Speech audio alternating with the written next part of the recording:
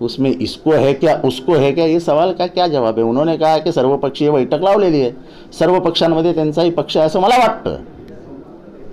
एक सवाल ये कि आपके ये एनसीपी के नेता तकरीबन 2940 ऐसे धार्मिक स्थल हैं एज पर द आरटीआई जो कहते हैं अभी भी इलीगल लाउडस्पीकर, मैं लाउडस्पीकर की बात नहीं कर, इलीगल लाउडस्पीकर जिनमें नहीं हटाया गया है एज पर, जबकि बॉम्बे हाई कोर्ट की रूलिंग थी ये राज्य सरकार का ऐसा है, और इस पे अभी कंटेम्प्ट पिटीशन ऑलरेडी बॉम्बे हाई कोर्ट में फाइल हो चुका है. ऐसा है कि अभी आपने कहा है कंटेम्प्ट पिटीशन फाइल हो गया, तो मेरे से क्यों सवाल पूछते हो?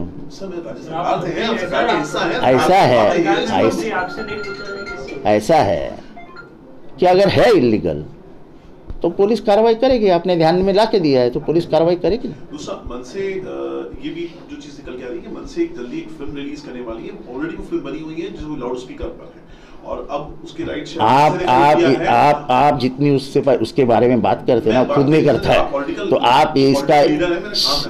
आप इसका प्रचार और प्रसार मत कीजिए कि वो फिल्म निकल रहा है, वो फिल्म निकल रहा है, अब ये फिल्म पे क्या होगा, अब इस पर बंदी आएगी कि नहीं आएगी, आप बंदी क्यों नहीं डालोगे?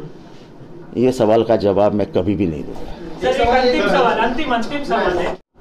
दुपारी दिल्लीमधील जहांगीरपुरा या भागातलं तोडकाम थांबवा असा अत्यंत महत्त्वाचा निर्णय दिला. अधिकाऱ्यांना हा कळला, पण अधिकारी म्हणाले की आम्हाला अधिकृतरित्या आलेला नाही आणि रात्रपर्यंत कारवाई चालूच होती. सर्वोच्च न्यायालयाची ही पायमल्ली जर दिल्लीत होत असेल, हा 70 वर्षाच्या इतिहासात पहिल्यांदाच घडलाय. याचा अर्थ फार गंभीर आहे. या देशामध्ये संविधानाला न जुमानण्याची, सर्वोच्च न्यायालयाला न जुमानण्याची पद्धती सुरू झाली तर हा देश अराजकाकडे जाईल.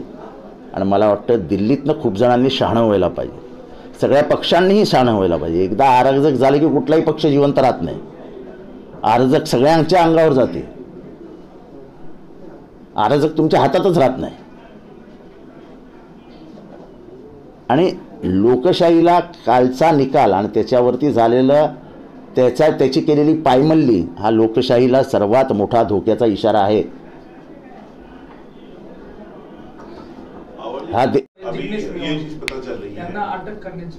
कोणी जिग्नेश मेवानींना का अटक केली, आसामचे पोलीस का आले, ते तिच्या घरी दिल्लीतल्या जो तिथे झोपला होता त्याच्याकडे का गेले, काहीच कळायला मार्ग नाही. मलाही दिल्लीतनं फोन आला होता की जिग्नेशला अटक केली.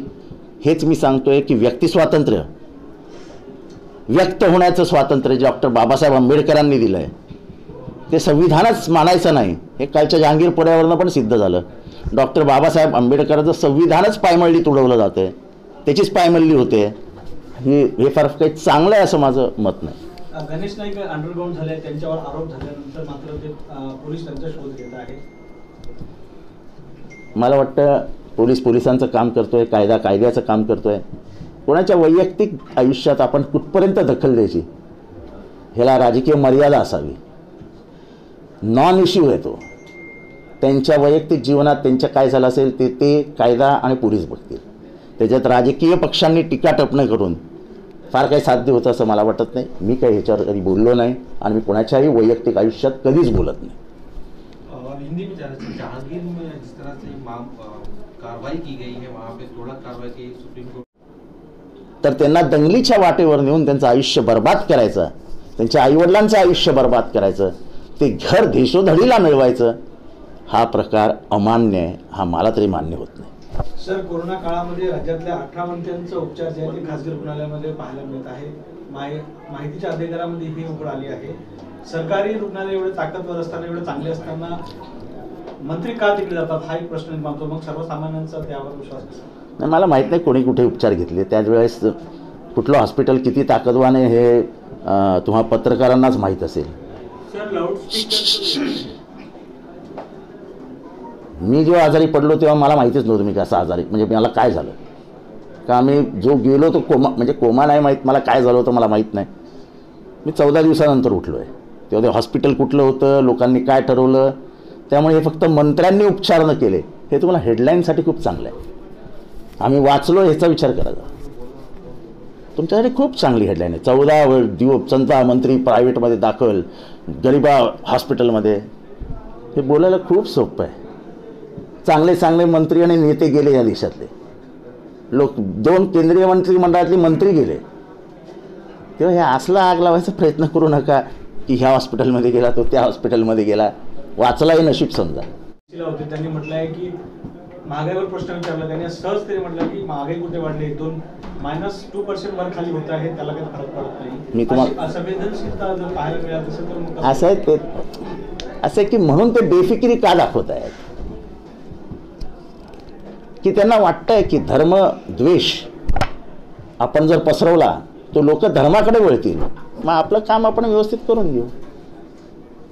म्हणजे 2014 71चा रेट असलेला पेट्रोल आज 200 रुपयावर जातं. 125वर आलेलंच आहे, 30वर आलं आहे. ह्याच्याबद्दल जर अर्थमंत्री बोलणारच नसतील तर आपण काय बोलायचं. हे लोकांनी समजून घेण्यासारखे प्रश्न आहेत. आता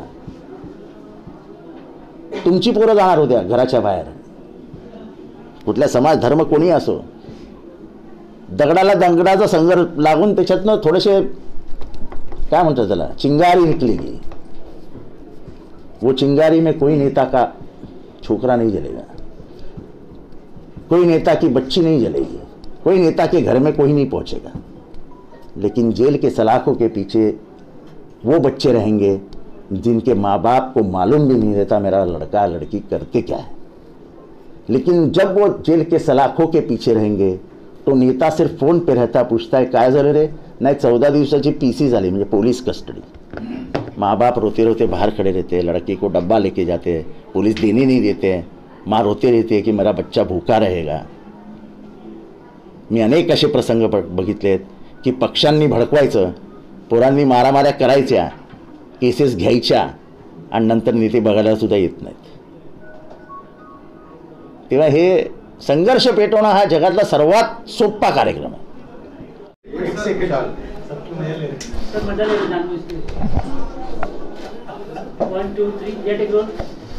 पहिल्यांदा मी नाशिककरांना अत्यंत आनंदाची बातमी देतो की नाशिकमध्ये जी घरं रपवली गेली होती 2013 पासून आत्तापर्यंत फक्त 157 घरं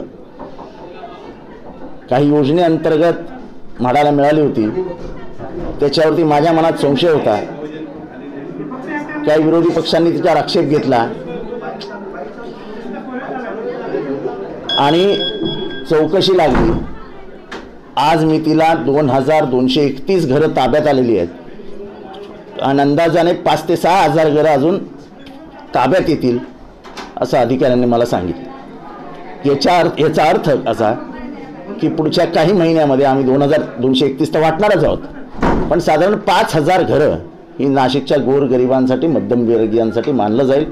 मला वाटतं गृहनिर्माण खात्याचं हे मोठं यश आहे, माझ्या अधिकाऱ्यांचं हे मोठं यश आहे. शेवटी गोरगरिबांसाठी काम करणं हाच संदेश महाराष्ट्रात गेला पाहिजे. हे सरकार गोरगरिबांसाठी काम करतं आहे, इथल्या अडलेल्या नडलेल्यांच्या पाठीशी उभं राहतं आहे. हा संदेश महाराष्ट्र जायला हवा, जातो आहे आणि नाशिकच्या माध्यमातून तो आम्ही पुराव्यानिशी सिद्ध करून दिला आहे. हेच केलं पाहिजे. सर्वोच्च न्यायालयाचा निर्णय हा सगळ्या समाजाला मान्य झाला पाहिजे. समाज आणि धर्म कुठलाही असो, सर्वोच्च न्यायालय सुप्रीम आहे आणि त्या सुप्रीम न्यायालयासमोर, सर्वोच्च न्यायालयासमोर त्यांचे आदेश हे सगळ्यांना ऐकावेच लागतात. त्यामुळे भोंगा हा फक्त दंगल माजवण्यासाठी निर्माण झालेला आहे. ह्या भोंग्याच्या मागणं कोण बोलतंय हे सगळ्यांना कळतंय. मला वाटतं त्या विषयावर अधिक न बोलता, याला अधिक महत्त्व न देता, नोकऱ्या किती जात आहेत त्याचं मोजमाप काय नाही, इन्फ्लेशन कुठे आहे कोणी बोलतंय का नाही, पेट्रोलचा भाव किती झाला आहे आज 125 आहे, 2014ला तो 71 होता, 2000ला 40-45 मध्ये असलेलं डिझेल आज 100 रुपयावर आहे, 410ला असलेला गॅस आज 1000 रुपयावर आहे. एकदा हे तिन्ही वाढलं की ट्रान्सपोर्टेशनला अडचण येते. ट्रान्सपोर्टेशन महागतं, म्हणजे मग भाज्या महागतात, दैनंदिन गरजेच्या वस्तू महागतात, सगळं महागतं. आज सकाळी मी सगळं वाचत असताना एक निदर्शनास आलं की भारतामध्ये फक्त 8 दिवस राहील इतका कोळशाचा साठा उपलब्ध आहे. हे काय दर्शवतं? म्हणजे आपण जर कोळसा व्यवस्थित जमवला नाही तर हा देश कमीत कमी 14 तास अंधारात राहील. 14 तास.